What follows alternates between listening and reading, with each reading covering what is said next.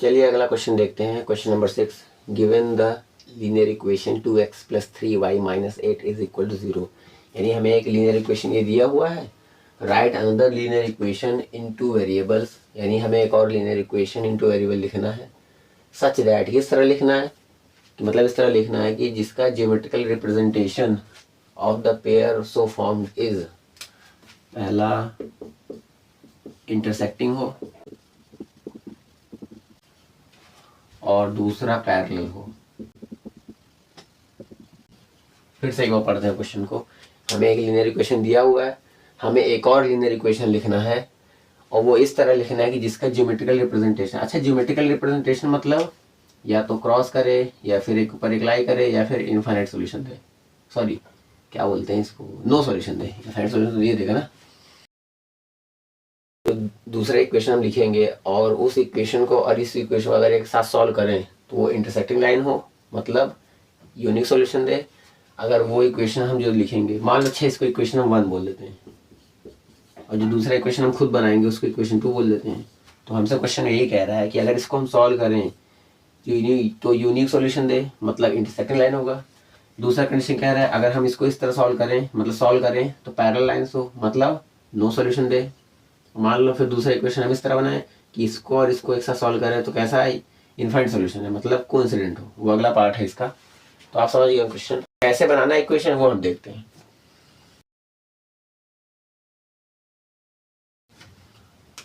Solution, पहले इसकी बात करते हैं। फॉर इंटरसेक्टिंग लाइंस, अच्छा इंटरसेक्टिंग लाइन के लिए कंडीशन क्या होता था भाई? अगर कोई लाइन इंटरसेक्टिंग हो तो उसके लिए कंडीशन होता था ना, रेशियो वाला, जो याद होगा आपको, क्या होता था, a1/a2 should not be equal to b1/b2, ये होता था। अब इक्वेशन क्या दिया हुआ है, 2x + 3y - 8 is equal to 0, या तो चाहे ब्रैकेट में लिख लो, गिवन है ये। हमें एक और ऐसा इक्वेशन बनाना है कि अगर उसको सॉल्व करें तो इंटरसेक्टिंग लाइन, मतलब इसका रेशियो इक्वल ना हो। तो आप लिख सकते हो, कुछ भी लिख सकते हो। मान लो लिख लो आप 4x + 6y, नहीं ये तो नहीं होगा, 7y लिख लो, इज इक्वल 0। अब देखो अगर आप इसका रेशियो निकालोगे कितना आएगा, 2/4 3/7। अच्छा क्या ये एक दूसरे के इक्वल है? नहीं है। जब इक्वल नहीं है तो ये कंडीशन लग जाएगा। तो ये इक्वेशन ये मिल गया आपको। देखो आप ऐसे इनफाइनाइट इक्वेशन लिख सकते हो, लेकिन हमें केवल एक ही लिखना है। अब देखो अगर आप इसको और इसको, मतलब अगर इक्वेशन 1 इसे मान लें, इक्वेशन 2 इसे मान लें, अगर आप सॉल्व करोगे तो यूनिक सॉल्यूशन आएगा। यूनिक सॉल्यूशन आएगा मतलब इंटरसेक्टिंग लाइन होगा। तो वही हमसे कह रहा था। अब यही चीज़ हम उसके साथ करेंगे, पैरेलल लाइंस के साथ। तो कैसे बनाएंगे, सबसे पहले लिखेंगे फॉर पैरेलल लाइंस।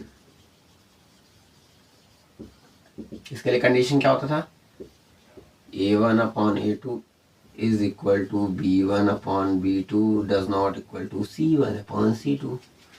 तो इक्वेशन क्या गिवन था, 2x 3y - 8 इज इक्वल 0, ये गिवन है।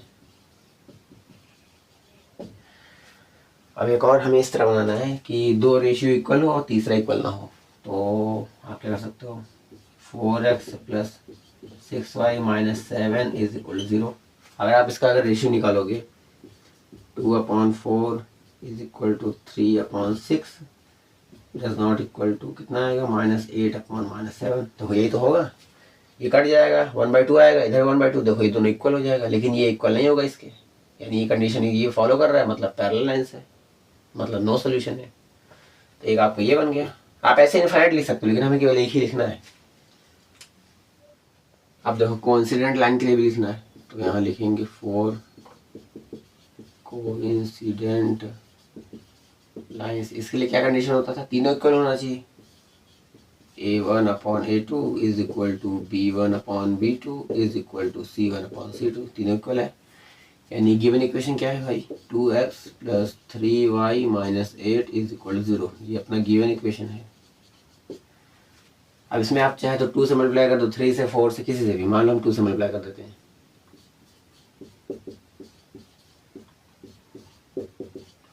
अगर आप इसका रेशियो निकालोगे तीनों इक्वल आएगा, 2/4 ये इक्वल रहेगा 3/6 के, ये भी इक्वल रहेगा -8/-16 के। आप चाहे तो देख लो, 2 एक कम 2, 2 दूनी 4, 1/2 इधर आएगा, 3 एक कम 3, 3 दूनी 6, ये भी 1/2 आएगा, 8 दूनी 16, ये भी 1/2 आएगा, तीनों इक्वल रहेगा।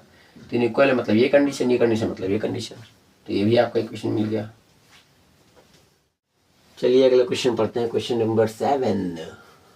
Draw the graphs of the equations x - y + 1 = 0 and 3x + 2y - 12 = 0।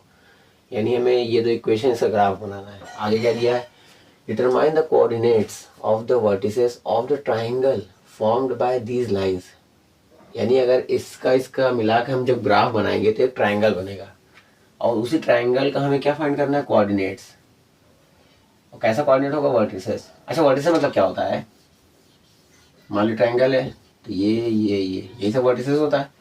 Coordinate मतलब x1 y1 मान लो, x2 y2 मान लो, x3 y3 मान लो, तो यही हमें फाइंड करना है। और क्या लिखा है, बाय जो ट्रायंगल बनेगा formed by these lines and the x axis. ये अभी जब ट्रायंगल बन जाएगा तो आपको समझ आएगा अच्छे से। And shade the triangular region, और जो ट्रायंगल बनेगा उसको शेड करना है, पेंट करना है, मतलब देख लो क्या करना है। चलो आगे करते हैं।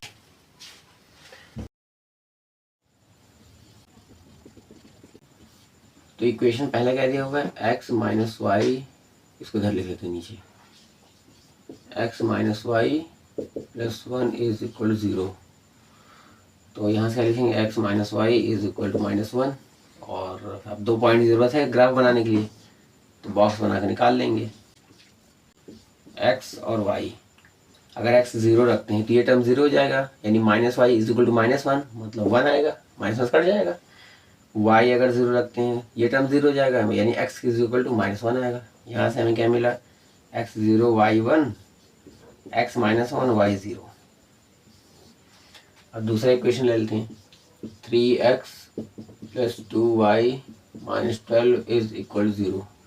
यहाँ से 3x + 2y = 12 आ जाएगा।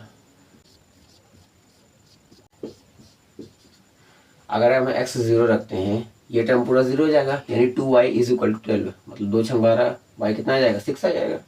अगर y 0 रखते हैं मतलब ये टर्म पूरा 0 हो जाएगा, यानी 3x = 12, यानी 3 × 12 4 आ जाएगा। यहाँ से हम क्या कह सकते हैं, 0,6 4,0, यानी दो पॉइंट पता चल गया। इसका ग्राफ बना लेते हैं, ग्राफ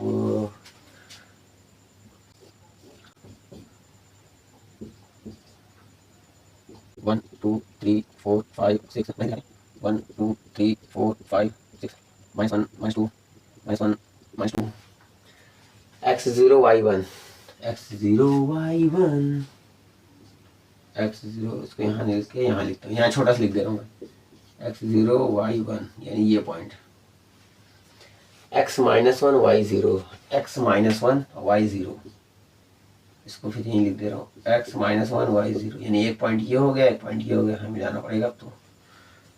हाँ, यानी एकदम इस तरह सटीक मिलाना है मुझे।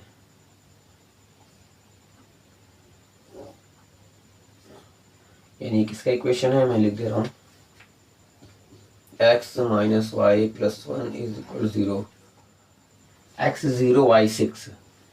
अब ये किस में आएगा, x0 y6 0,6, ये हो जाएगा, एक पॉइंट ये हुआ, x4 y0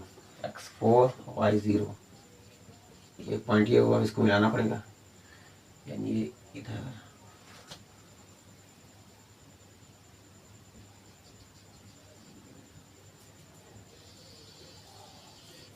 थोड़ा सा इधर हो गया, थोड़ा सही है। ये किसका इक्वेशन है,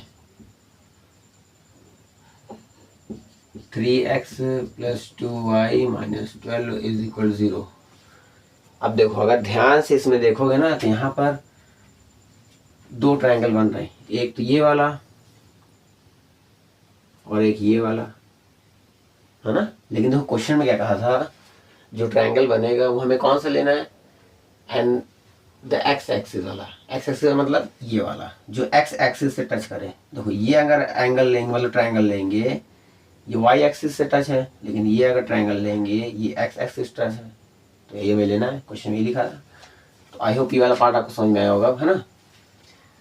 अब इसका वर्टिसेस निकालना है। वर्टिसेस मतलब ये कोना फाइंड करना है, ये कोना फाइंड करना है और ये कोना फाइंड करना है।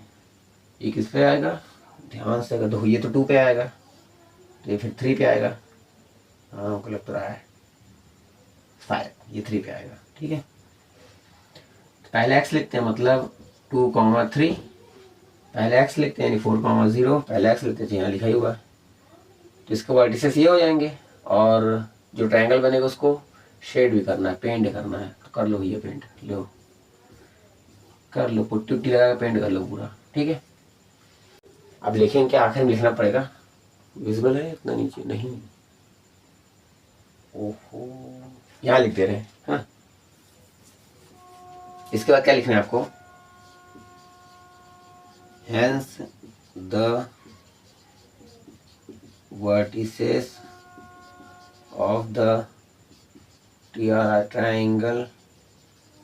अच्छा ट्राइंगल का नाम दे देते, मान लो इसका नाम है MNP,